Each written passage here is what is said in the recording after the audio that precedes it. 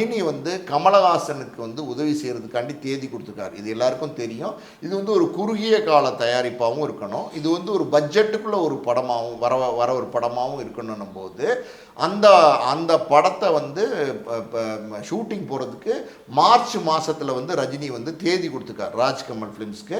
So March மாதத்தில் அந்த படத்தை தொடங்கியே ஆகணுங்கிற சூழ்நிலையில் தான் வந்து சுந்தர் சி விலகிட்டார். ஸோ அப்படி இருக்கும்போது யாரோட வந்து சேர போகிறார் ரஜினி அப்படின்னும் போது பல பேரை வந்து ரஜினி கூப்பிட்டு கதை கேட்குறாரு. இன்றைக்கி இருக்கிற யங்ஸ்டர்ஸில் கிட்டத்தட்ட 10-12 பேரை வந்து ரஜினி கூப்பிட்டுருக்காரு, கதை கேட்டிருக்காரு. அந்த வகையில் பார்த்தீங்கன்னா மகாராஜா டைரக்டர் நிதிலன் சுவாமிநாதன் அவர் ஒரு கதையை ரஜினி பார்த்து சொல்கிறாரு. அந்த கதை ரஜினிக்கு ரொம்ப பிடிச்சிருக்கு.